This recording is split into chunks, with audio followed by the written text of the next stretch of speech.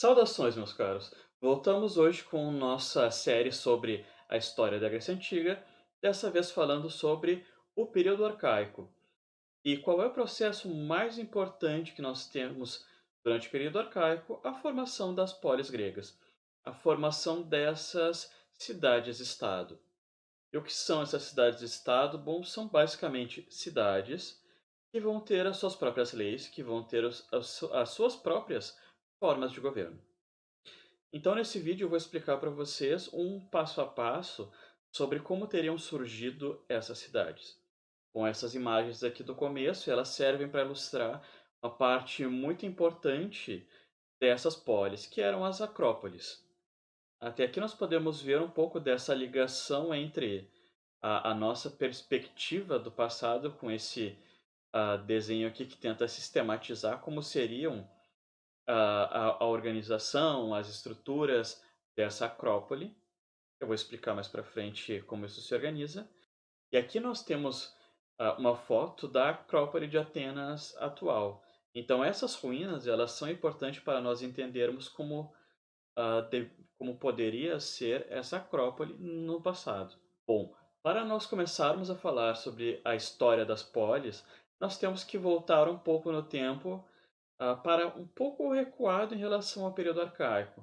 Vamos começar falando do período homérico ainda, momento em que os dórios invadem a região da civilização micênica e, por causa disso, vários grupos gregos vão começar a se espalhar, a chamada primeira diáspora, para várias outras regiões em busca de terras cultiváveis.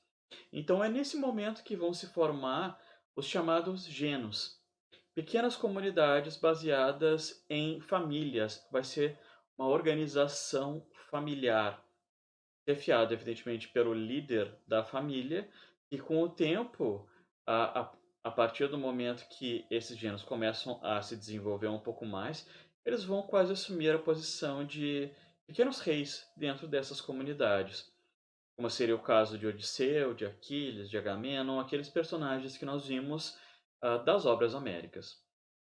Essas comunidades, então, vão ser baseadas economicamente na agricultura, cultivo de vários produtos, como nós podemos ver aqui nessa imagem, essa pintura de um vaso grego de pessoas trabalhando para a plantação de uva aqui, o cultivo de uva, por exemplo, ou a questão do pastoreio, a atividade voltada para pastorear principalmente ovelhas nesse contexto grego.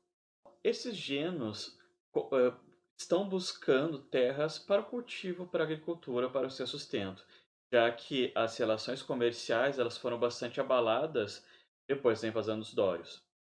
Mas, como nós podemos ver nesse mapa aqui, nós temos que lembrar que essa região da Grécia Antiga não tinha grandes extensões de terra voltadas para o cultivo. Nós temos várias elevações aqui, regiões de montanha, e isso dificultava bastante a plantação.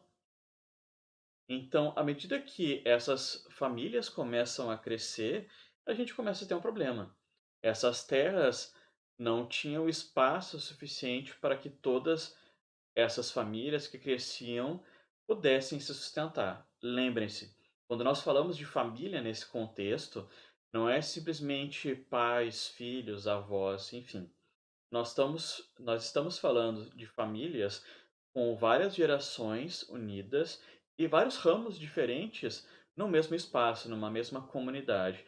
Além disso, a ideia de família também envolve os empregados, os serviçais e mesmo os escravos dessa família. Qual é a solução que os gregos vão encontrar no primeiro momento, então? A colonização. Há vários lugares diferentes que vão acabar recebendo colonizações gregas que vão acabar dando origem a novas cidades. Então, dessas cidades iniciais aqui, vão surgir novas espalhadas por várias outras regiões. Mas esses genos iniciais, eles continuam crescendo, eles continuam demandando atenção e organização, principalmente. Então, como essas comunidades continuam crescendo mesmo assim, nós começamos a ter disputas pelas melhores terras. E começamos a ter conflitos políticos e sociais a desigualdade começa a crescer bastante, por causa dessa disputa das terras, e nós começamos a ter a consolidação de elites, ligadas pela ancestralidade. Ou seja, aquelas elites que se colocam como descendentes dos fundadores daquele genus, vão se colocar no direito de dominar aquele espaço e submeter os outros moradores do genus às suas vontades. Então, nós temos ao mesmo tempo um crescimento das desigualdades sociais e uma centralização do poder na figura, dessas elites proprietárias. Simultaneamente a esse processo, podemos observar também a união de algumas dessas elites que vão encontrar semelhanças, aproximações com outras elites de genos próximos. Então, esses genos, para se protegerem de possíveis invasores ou mesmo para controlar revoltas sociais em um contexto de desigualdade cada vez maior, eles começam a se juntar e formam comunidades cada vez maiores, que vão demandar novas organizações.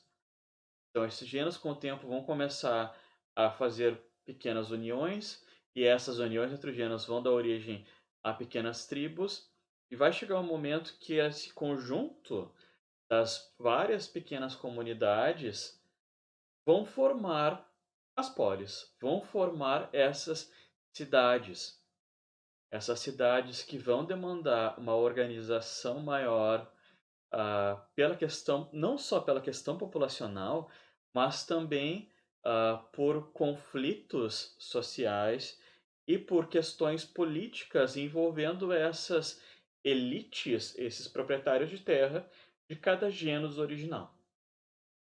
Então aqui tem uma esquematização dessas polis, de como seria uma estrutura básica dessas polis por toda a Grécia Antiga. Nós temos aqui a Acrópole, que vai ser o centro da polis, não o centro geográfico, mas era uma das partes mais importantes que geralmente ficava numa região mais elevada, que servia tanto para proteção das construções mais importantes, os templos, eram espaços de reunião também. Junto com a Acrópole, nós teremos esse espaço de habitações urbanas na volta, e também nessa parte mais urbanizada, nós teremos a famosa Ágora.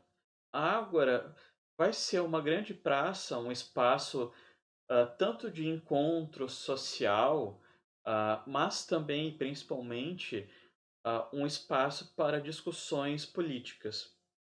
Independente de ser uma democracia, uma oligarquia, uma monarquia, enfim, era um espaço principalmente para unir, para fazer assembleias entre essas elites proprietárias daquelas comunidades originais.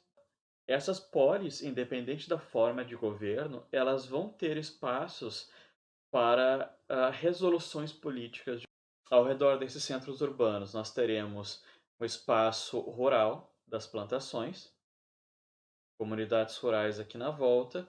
Em caso de conflitos, de invasões, essa população vai se proteger no interior das muralhas. E muitas vezes nós temos também portos que vão ligar a cidade às suas atividades comerciais. Então, em resumo, é tanto o crescimento populacional dos genos, quanto as suas tensões sociais que vão levar a uma aglomeração desses genos, que por consequência também vai acabar trazendo novas demandas sociais e políticas, e essa reestruturação, esse contato entre essas elites, a continuação dessas tensões, desse controle das elites proprietárias sobre as terras, vão acabar levando à necessidade de leis para organizar a cidade e da formação desses espaços de discussão, representados principalmente pela Ágora. Aqui nós começamos a falar sobre a peculiaridade das polis gregas. Como nós veremos no próximo vídeo, já no período clássico, nós vamos ver que apesar desse histórico bem geral, bem resumido, apesar dessas semelhanças de estrutura das polis, nós teremos várias formas de governo diferentes. Isso quer dizer o quê? Cada uma dessas polis que vai surgir vai dar as suas próprias soluções para essas tensões sociais, para esses conflitos políticos da elite e para esse jogo entre as elites proprietárias e as pessoas desfavorecidas. Então, no próximo vídeo, veremos alguns exemplos dessas respostas com Atenas e Esparta. Até a próxima, então. Bons estudos. Abraços.